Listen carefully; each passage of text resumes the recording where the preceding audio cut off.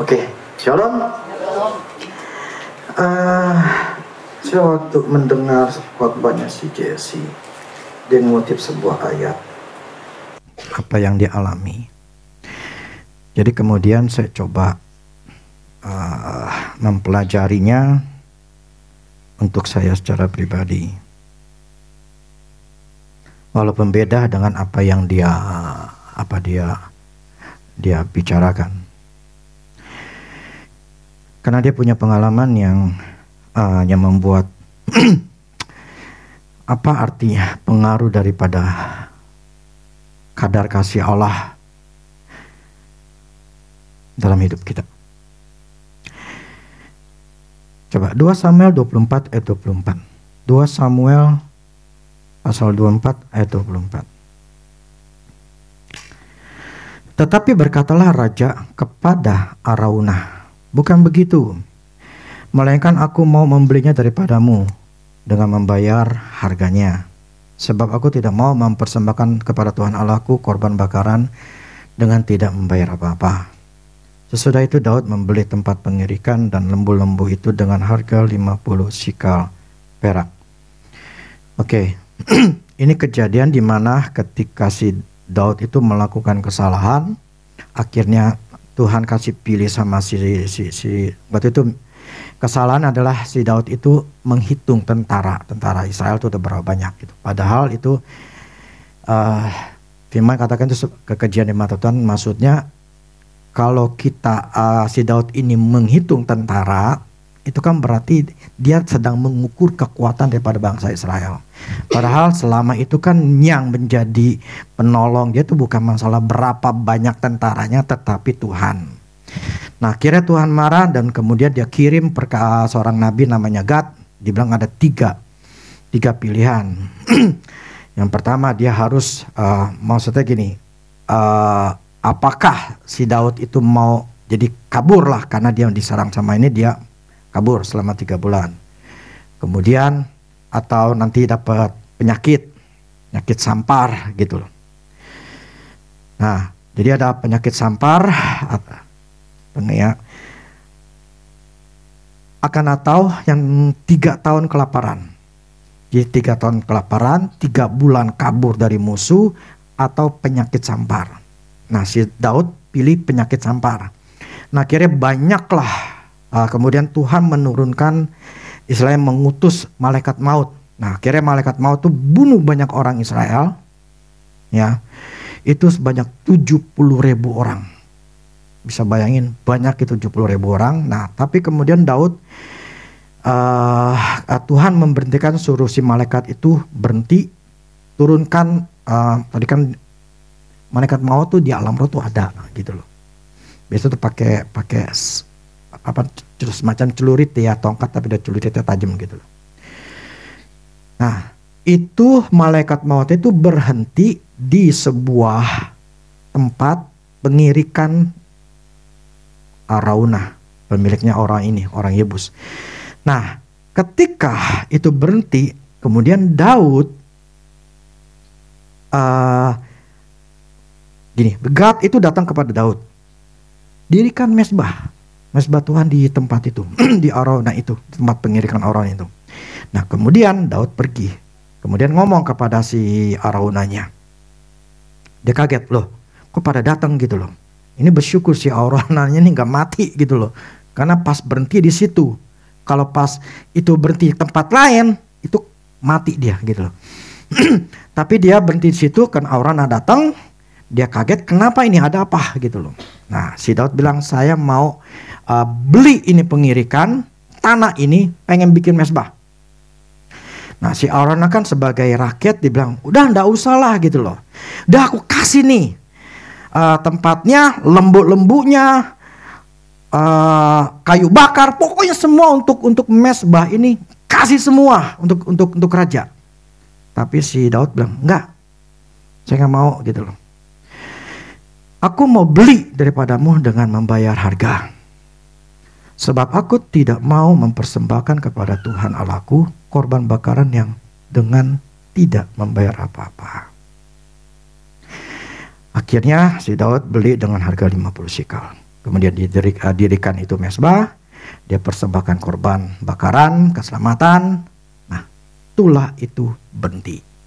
Malaikat maut itu selesai kerjaannya, akhirnya dia balik lagi dan tidak ada pembunuhan lagi. Begini, si Jesse pernah ngomong begini, selama 40, anggap deh saya lupa berapa puluh tahun ya, 48 tahunan saya pelayanan gitu ya. Maksudnya dia kan punya memang pelayanannya go internasional. Saya tidak pernah kekurangan atau defisit. Andrew Womack aja pernah hampir bangkrut, tapi dia tidak pernah. Nah, Tuhan ngomong sama dia begini. Dia tanya, Tuhan kenapa? Nah, Tuhan katakan ini. Karena engkau selalu memberikan kepadaku sebuah korban, sebuah nilai yang berharga atau yang terbaik kepadaku.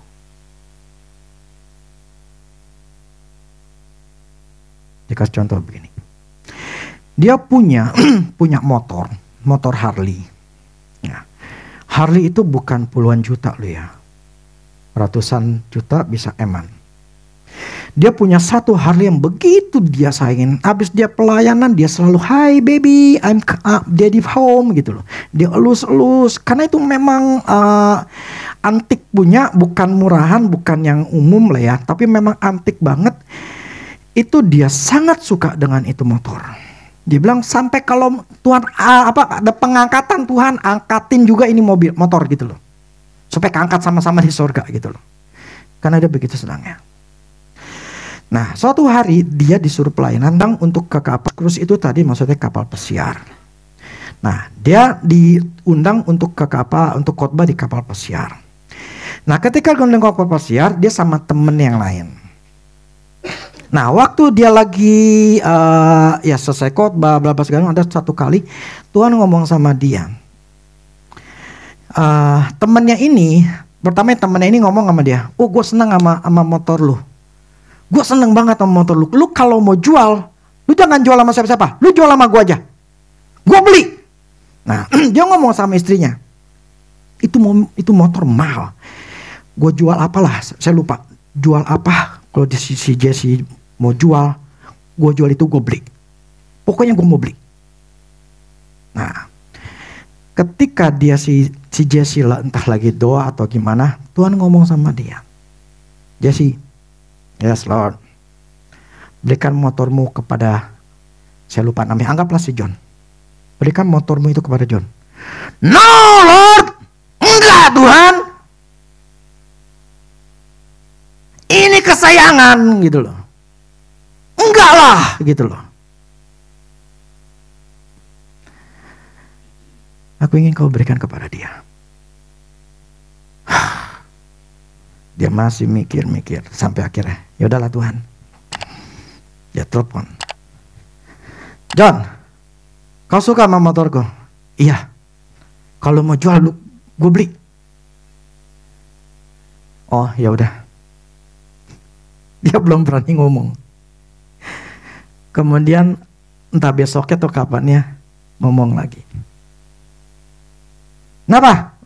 John, lu benar-benar suka sama ini motor?" "Iya, gue suka." "Kenapa?" "Lu jadi milik lu."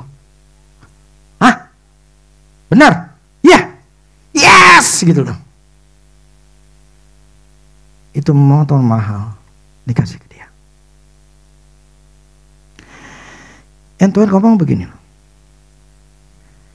ketika dia diberikan, si istrinya ngomong gini, si Kathy, "Ya udah, lu ngasih, lu mau beli apa? Gue beliin. Orang banyak duit kok. Lu mau beli apa? Pokoknya lu beli apa? Yang mana lu beli?" Si Jesse ngomong, "Ini bukan masalah nilai uang." Ngerti gak? ini motor berharga. Nilainya bukan di uangnya. Tapi nilai masalah ini motor ini di hatinya si Jesse ini nilainya berharga gitu loh. Enggak, gue nggak mau beli. Istri bilang nggak usah beli. Dia ngomong ke saya nggak usah beli. Nah, sebulan, 2 bulan, setahun, saya lupa ya, setahun atau 2 tahun. Ketika di sebuah pelayanan, dia datang di sebuah gereja. Mungkin saya rasa pas lagi selesai kebaktian ya, atau dalam kebaktian masih jemaat. Dia si pendeta yang ngomong, dia kasih main-mainan Harley gitu, atau miniaturnya, atau inilah kayak remote, atau saya lupa deh ya. Gue kasih nih, dilihat, wih bagus banget gitu kan. Wah gue seneng nih ya. Kamu pencet, kata pendeta, dia pencet, bunyi, wow keren banget, dia bilang, wow, kalau orang suka motor tuh kayak gitu loh. Tiba-tiba bukan suara daripada speaker, tapi suara motor, rang datang. Dia shock. This is your motor saya. Itu motor edisi 100 tahun. Jadi yang punya nggak banyak orang. Dan itu yang terbaru, edisi limited edition gitu ya. Dari ya motor apa? Harley. Di situ Tuhan ngomong, gue bayar. Kau memberikan barangmu yang berharga. Makanya setiap pelayananmu kau tidak pernah kekurangan. Dan ketika dia memberikan bukan masalah harga daripada itu motor, tapi nilai daripada motor itu dibuat di hatinya begitu berharga sekali. Tapi dia mau berikan. Dan Tuhan ingatkan ini seperti si Daud. Kalau dalam bahasa Inggrisnya, kan korban bahkan dengan tidak membayar apa-apa, itu cost nothing. Jadi gini, gue makasih Tuhan. Waktu gue ngasih, ya, nggak maksudnya gini. Si Aaron ini bilang, nih, pokoknya gue kasih semua. Gue kasih gratis. Kan kalau dikasih gratis, yes, gratis nih kan. Lumayan gak mau keluarin duit. Tapi si Daud bilang, enggak, gue gak mau. Ketika gue mau persembahkan Tuhan, gue gak mau yang gratisan. Atau gak ada yang namanya korban. Tidak ada yang namanya sesuatu yang aku bisa korbankan untuk Tuhan. Jadi yang aku mau ketika mempersembahkan itu ada sesuatu nilai yang aku berikan kepada Allah. Bukan barang itu, ya, lembutnya lah atau tanah itu milik si Aurana. Yang aku mau adalah ketika aku mempersembahkan nilai berharga yang aku ingin berikan kepada Tuhan Allahku. Ketika saya renungkan gini, aku tidak mau mempersembahkan kepada Allah yang bukan berasal dari diriku. Yang namanya mempersembahkan kepada Tuhan adalah berasal dari diri sendiri.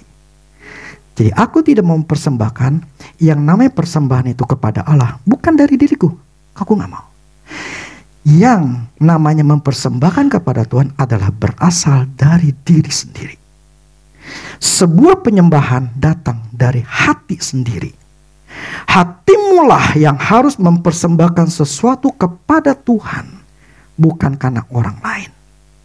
Jadi ketika engkau ingin mempersembahkan kepada Tuhan, engkau harus memberikan kepada Tuhan yang berharga. Yang dikorbankan itu entah barang, ya seperti Jesse, nilai, waktu, uang, tenaga yang kau berikan kepada Tuhan. Jadi ketika engkau mempersembahkan kepada Tuhan, engkau harus memberikan kepada Tuhan yang berharga.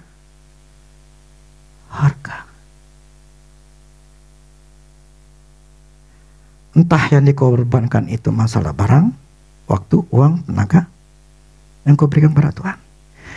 Nah, yang berharga adalah sesuatu yang terbaik dalam dirimu. Bukan yang murahan atau asal-asalan, tetapi sesungguhnya mengorbankan atau ada yang harus dikorbankan. Ketika engkau menganggap bahwa Tuhan adalah pribadi yang menyelamatkan, yang menolong, yang melindungi, yang memberkati, engkau pasti akan mempersembahkan yang berharga, yang terbaik, bukan yang murahan. Atau bahkan tidak mau bayar apa-apa. Nah, apa maksudnya di sini si Daud ngomong untuk zaman sekarang? Tidak membayar apa-apa artinya apa? Artinya tidak mengeluarkan uang, tenaga, waktu. Karena tidak ada unsur pengorbanan. Cost me nothing. Kalau dalam bahasa Inggris ya. Cost me nothing. Tidak ada sesuatu yang gue bayar. Cost me nothing. Jadi yang namanya membayar, tidak membayar dan sesuatu yang memang tidak ada yang dikeluarkan atau yang dikorbankan. Tidak ada sesuatu yang berharga. Apa yang dilakukan tidak memerlukan sebuah pengorbanan. Itu. Apa yang dilakukan, gak ada tuh istilahnya ngorbanin. Gak ada istilah begitu. Karena apa yang dilakukan itu sesuai dengan keinginan dia. Jadi ketika seseorang si Daud bilang, saya gak mau bayar apa-apa. Maksudnya gak mau bayar apa adalah seseorang ketika memberikan, ngeluarin waktu segala macam, itu tidak ada unsur korban. Tidak ada unsur yang namanya ya pengorbanan. Karena apa? Karena itu sesuai dengan keinginan dia. Bukan keinginan Tuhan atau kepentingan dia saja, bukan kepentingan Tuhan. Jadi di situ tidak ada kata namanya mengorbankan. Kalau kamu mengasihi seseorang, maka engkau akan berusaha untuk memberikan yang terbaik kepada orang itu. Kalau engkau merasa Tuhan sudah mengasihimu, menolongmu, maka seharusnya engkau juga memberikan yang terbaik untuk Tuhan. Bukan yang sisa atau tidak mau berkorban apa-apa. Maka tadi si Agustinus si Teli ngomong, kau Rudy sama kau Agus sudah nyelamatin nyawa saya dan nolong saya. Jadi sekarang saya ingin memberikan yang terbaik.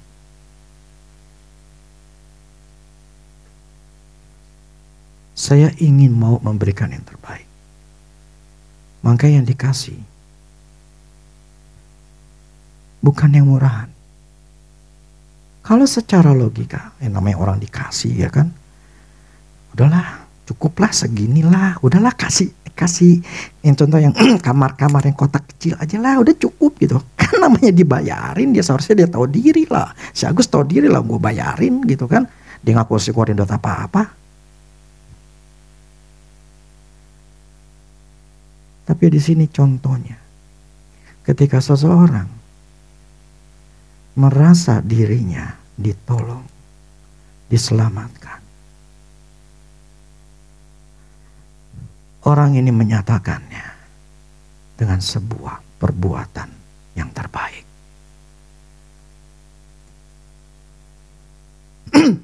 Saya senang dia bisa. Saya nggak dapat yang ke Singapura. Dan saya nggak ada iri hati. Saya malah bersyukur dia bisa dapat. Saya diberkati berdua. Nggak yang sebelah. Cuma satu dong yang diberkati, yang satu masih kere.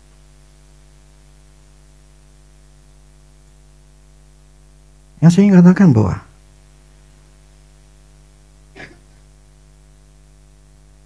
kalau kita ingin mempersembahkan sesuatu kepada Allah, kalau kita menganggap Allah itu baik, Kalau engkau menganggap bahwa Allah itu mengasihimu dan menyelamatkanmu, menolongmu,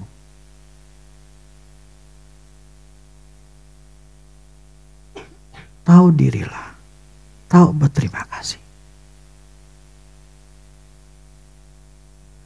Untuk kita ketika kita mempersembahkan kepada Tuhan, itu bukan yang asal-asalan, yang murah. Yang namanya berkorban, sifatnya itu ada sesuatu nilai yang kita mau serahkan.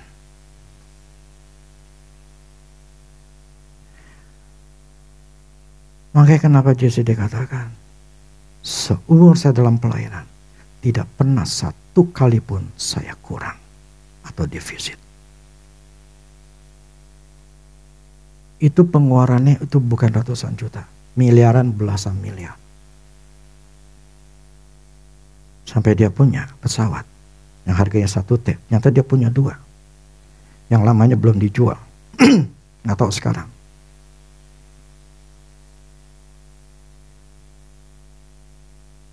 Emangnya kalau kita mempersembahkan, ngorbanin uang, tenaga, waktu, barang, emang ada efeknya? Emang ada upahnya? 1 Samuel 18 ayat 14. Daud berhasil. Sebab apa?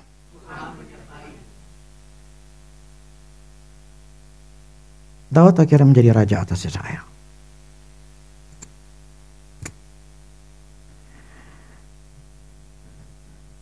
Memberikan yang terbaik kepada Tuhan itu karena engkau mengasihi Tuhan lebih daripada barang, kerjaan, waktu, hobi, atau yang lainnya. Oleh karena itu, keadaan hatimu atau hatimu siapa yang bertata, yang berkuasa, itulah yang akan engkau tentukan. Mana yang engkau buang, mana yang engkau pegang. Mana yang engkau jagain, atau mana yang engkau buang. Karena tetap hati itu yang akan menentukan mana the most important. Mana yang paling penting.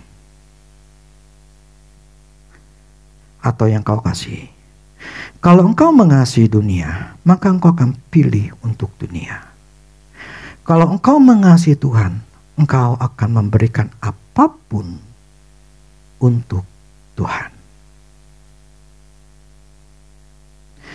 Besarnya kasih Allah di dalam diri kita, berapa besarnya, itu akan mempengaruhi tindakan kita untuk mau melakukan perintah Tuhan atau tidak.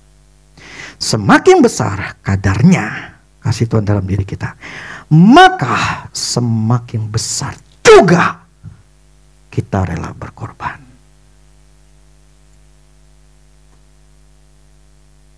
Dan taat kepada firman Tuhan. Coba ayatnya. Lukas 7:47. Sebab itu aku berkata kepadamu, dosanya yang banyak itu telah diampuni, sebab ia telah banyak berbuat kasih. Tetapi orang yang sedikit diampuni, sedikit juga ia berbuat kasih.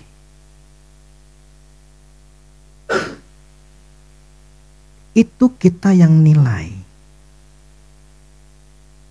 Seberapa besar kasih Tuhan kepada kita.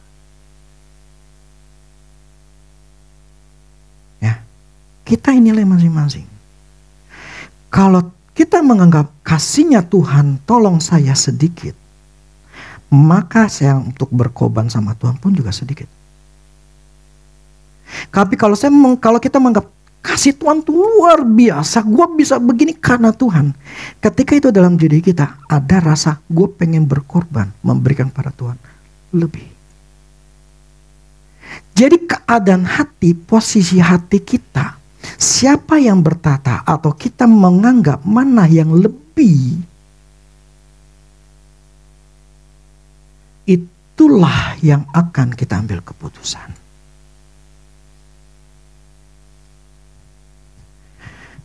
Daud, dia tahu semua karena Tuhan. Apa yang dia alami itu semua karena pertolongan Tuhan. Makanya dia mau memberikan, mempersembahkan. Aku tidak mau memberikan dengan gratis. Tidak ada cost. No, nothing gitu loh. Tapi dia pengen memberi sesuatu yang berharga. Itulah kenapa si Daud ini mengasihi Tuhan dan dia hidup di dalam keberhasilan.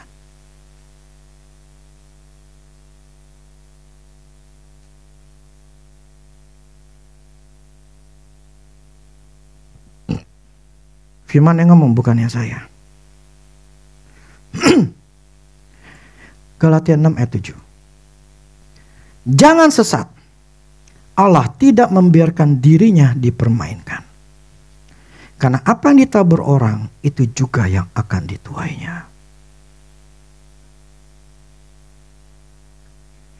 Jangan berpikir bahwa Allah itu ngerti saya lagi ini, lagi itu, lagi ini, itu, lagi itu. Jadi Tuhan tuh harus ngertiin saya. Tuhan tahulah, Tuhan itu panjang sabar. Jadi lumrahlah Tuhan, saya ini lagi sibuk, saya lagi susah, saya lagi ada begini, sorry saya ndak bisa. Tuhan katakan, apa yang kau tabur, kau akan tuai. Jangan mempermainkan aku.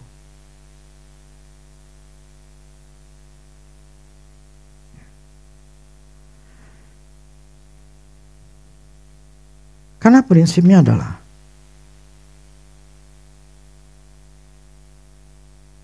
hidup itu Tuhan sudah sudah mencukupi, atau maksudnya gini, Tuhan itu sudah mempunyai sebuah berkat, sebuah masa depan dalam hidup kita. Tetapi yang membuat kita bisa menikmati semua janji-janji Tuhan itu bukan tergantung Tuhan, tapi tergantung kita.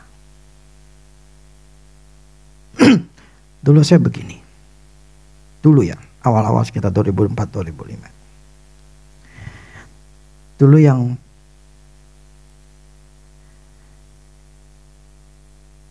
yang istilahnya yang sudah diberkati itu Agus Kembar, Betua. Saya cuma bilang, Tuhan, kok saya masih susah ya Tuhan?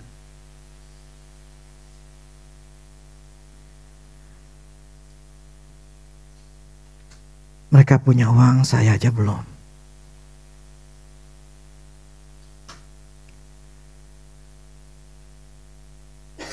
Cuma itu saya nanya sama Tuhan.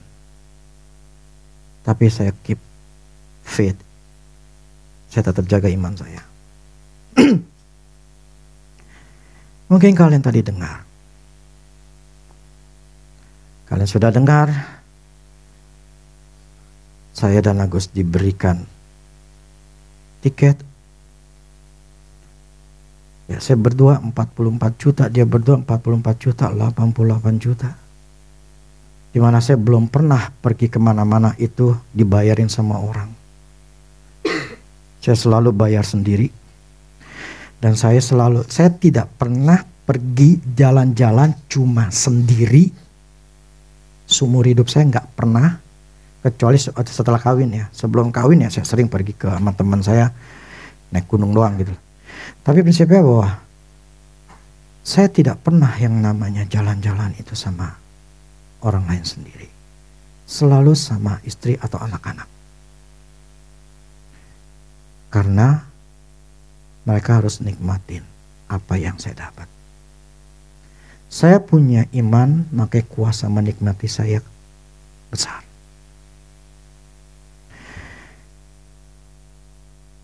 Saya bisa nikmatin hidup ini karena saya belajar untuk memberikan yang terbaik untuk Tuhan. Saya berkorban untuk Tuhan. Setelah tahun 2004-2005, apa kamu ngeliat saya kere?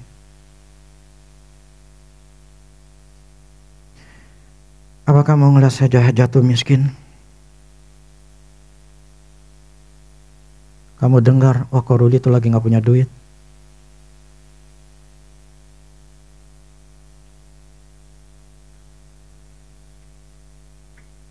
Mau makan susah, beras gak punya.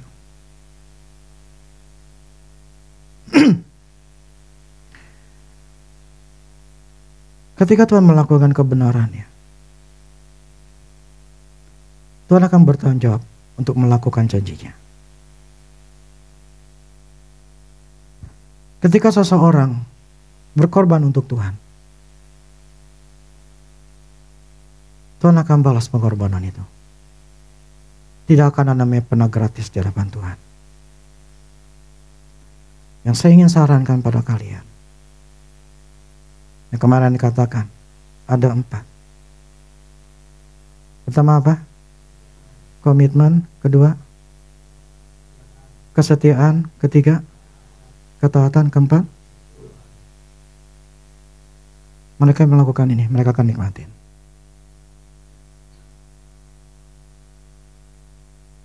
Selama 22 tahun ini Mahanaim yang dulu saya sering ngomong, saya berharap satu orang itu bisa ngikutin saya. Ternyata enggak. Bagaimana saya berdua bisa melayani Tuhan dengan setia? Dia udah gak setia lagi. Saya pikir yang ini bisa nih ngikutin saya nih. Enggak juga. Lama-lama kesetiaannya berkurang. Saya kadang bertanya, Tuhan, gue yang blow on ngajarin orangnya, jemaat, atau jemaat yang blow on itu Tuhan ya? Kok gak ada yang berbuah sih? Saya gak bisa ngajar, atau jemaatnya yang double?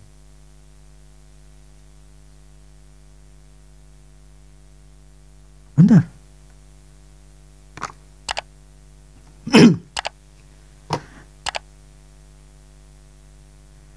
Selama 22 tahun baru Tuhan ngomong melalui Titing. Untuk suami istri, Oki dan Puput, yang sudah ada buahnya saya.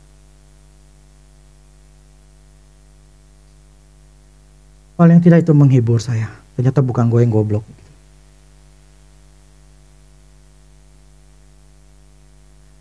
Dari buahnya lah kamu akan melihat orang atau menilai orang. Firman katakan gitu. Saya setia melayani Tuhan. Saya berkorban banyak untuk Tuhan. Karena saya tahu Tuhan itu yang terbaik. 5 aspek hidup saya semuanya bagus. Saya tidak kekurangan dalam 5 aspek ini. Semua dalam posisi bagus semua. Karena sendiri menilai melihat saya seperti apa. Karena saya mengutamakan Tuhan.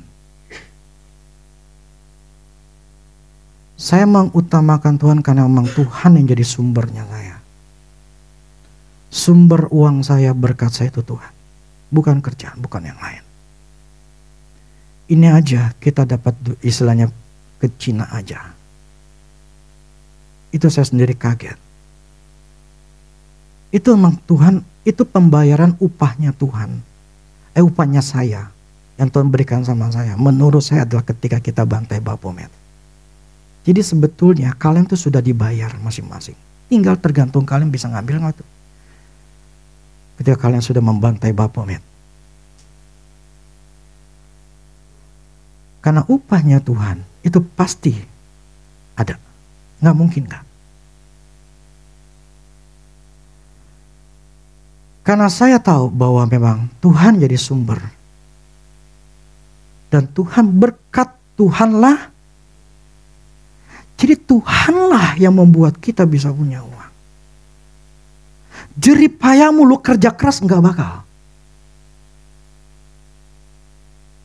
Tinggal menurut sudut pandang kita, siapa yang menjadi sumbermu?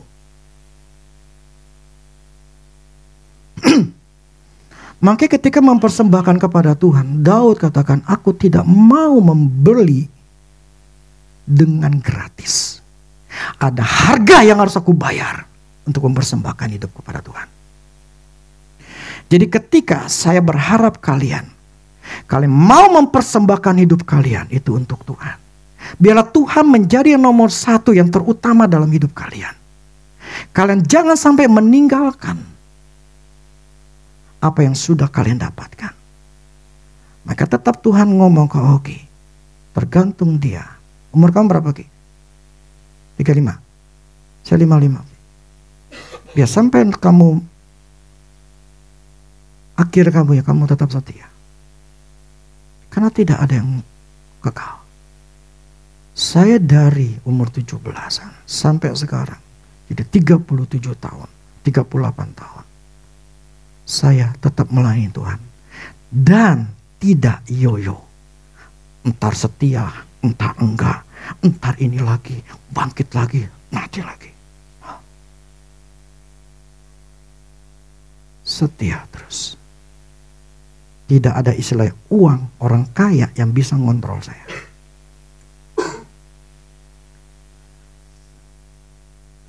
Karena bagi saya, Tuhan adalah sumber saya.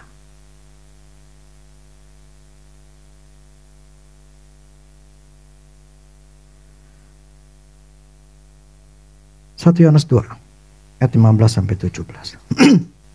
Janganlah kamu mengasihi dunia dan apa yang ada di dalamnya. Jikalau orang mengasihi dunia, maka kasih akan Bapa tidak ada di dalam orang itu. Sebab semua yang ada di dalam dunia, yaitu keinginan daging dan keinginan mata serta keangkuhan hidup, bukanlah berasal dari Bapa, melainkan dari dunia. Dan dunia ini sedang lenyap dengan keinginannya. Tetapi orang melakukan kehendak Allah tetap hidup selama-lamanya. Jangan mengasihi dunia. Kita butuh uang, iya. Tapi bukan hati kita di uang.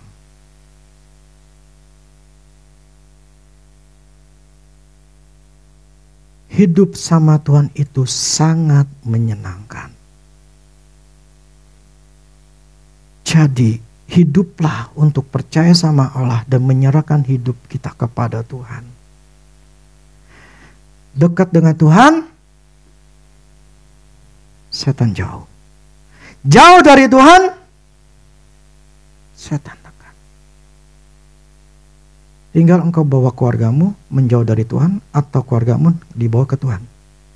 Menjauh atau mendekati. Saya tanamkan anak saya 3. Kalau masalah kerjaan, kalau sampai mengganggu kerjaan kamu, keluar.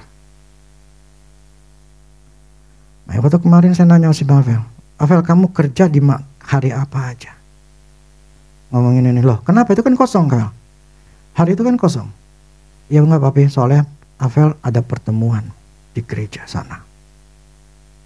Oh, memang penting. Ya ada pertemuan ke gereja. Ketika kita milih Tuhan, kita akan dibayar. Tapi ketika kau milih Tuhan, bukan dengan terpaksa. Harus dengan rela hati. Karena Allah merindukan adalah orang-orang yang ketika melakukan untuk dia adalah orang yang rela hati. Bukan karena terpaksa. Dan kalau kita melakukan, Yesaya 48:18, melakukan apa yang firman Tuhan katakan. Sekiranya engkau memperhatikan perintah-perintahku, maka damai sejahteramu akan seperti sungai yang tidak pernah kering. Damai ya. Di rumah gak berantem. Tenang, damai. Dan kebahagiaanmu akan terus berlimpah. Artinya enggak sedikit. Berlimpah banyak kebahagiaanmu. Seperti gelombang-gelombang laut yang tidak pernah berhenti.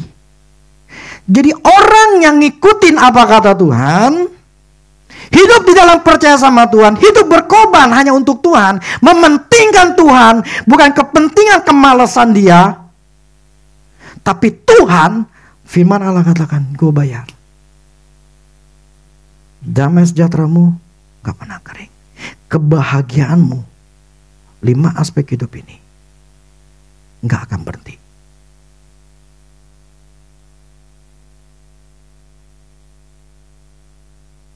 Makanya mencari orang yang setia, ngikut Tuhan, sangat susah.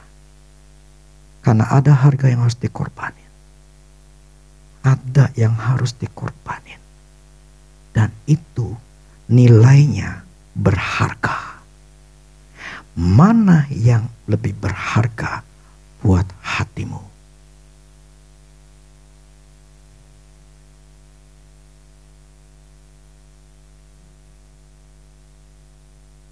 Allah itu baik.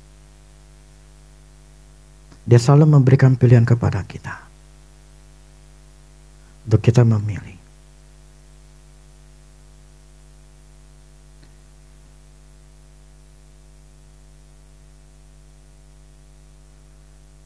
Yang saya rindukan adalah kita semua adalah orang-orang yang belajar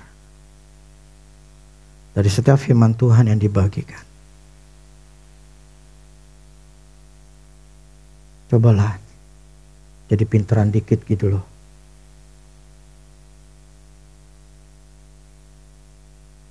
Belajar, udah tahu nggak bisa, ya belajar. Pinteran dikit gitu loh. Kalau kita rajin belajar firman Tuhan, merenungkan firman Tuhan, imanmu akan percaya makin meningkat. Dan ketika itu meningkat, otomatis engkau akan dapatkan apapun yang kamu minta. Otomatis, nggak perlu merengek-rengek.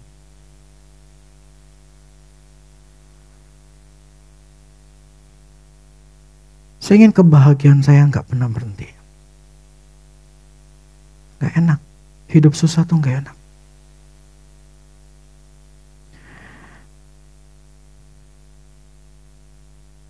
Saya punya anak tiganya itu semuanya baik. Dan tidak punya masalah. Itulah upahnya saya melayani Tuhan. Tiga-tiganya. Oke, saya tidak punya masalah dengan anak saya. Itu menyamankan, membuat saya aman, nyaman. Benar. Akhirnya saya hidup saya itu nggak ada masalah. Uangnya ada, anak nggak berantem, anak semuanya baik, kerjanya bagus, istri saya nggak masalah, semuanya bagus. Ini dikasih lagi ke Cina. Saya Maret nih saya akan ke Korea. Ketemu anak-anak saya mesti setahun sekali saya mesti ketemu sama mereka. Udah planningnya dari tahun lalu. Maret pergi saya. Juni ke Cina. Mei. Juni planning ke Kalimantan.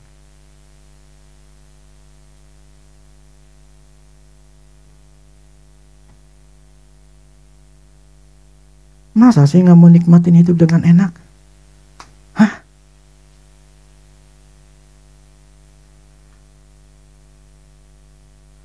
Bayar harga, pilih Tuhan. Amin. Pilih Tuhan.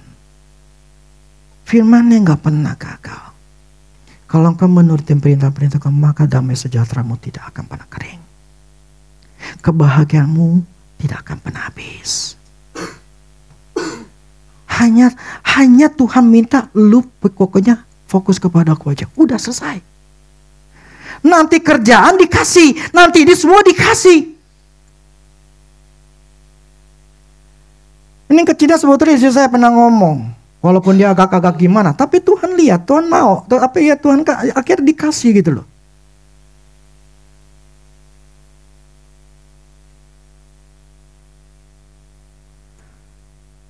Apa yang tidak pernah kita pikirkan, kita pernah doakan. Itu Tuhan sediain. Karena memang otak kita nggak mampu. Jadi udah tahu kecil, udah tahu otak ini kecil. Ya nggak usah mikirin gitu loh. Yesus Tuhan ngomong gini, lu istilah gini, otak udah kecil, tahu diri lah, lu nggak mampu gitu loh. Jadi serahkan kepada aku untuk aku bisa kerja. Tapi kalau mikirin lu ntar gimana Tuhan, ntar ini, ntar itu. Oh berarti lu ngandalin diri sendiri. Oh pengen mecahin diri sendiri. Memecahkan masalah diri sendiri. Ya sudah sok silakan. Tuhan biarin, terserah. Mau sampai kapan? Tahun 2050? Sok silakan.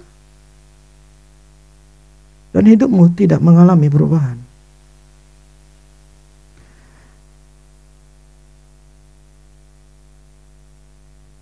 Saran saya, hiduplah untuk Tuhan. Amin. Itu menguntungkan dan mempersembahkan korban yang berharga. Kalau engkau memberikan yang berharga kepada Tuhan, Tuhan akan berikan yang berharga juga. Maka Tuhan katakan, jangan permainkan aku. Apa yang kau tabur, kamu akan tuai. Kau memberikan asal-asalan, karena tidak dibutuhkan yang namanya pengorbanan di situ. Demikianlah aku akan berikan kepadamu yang asal-asalannya, asal hidup.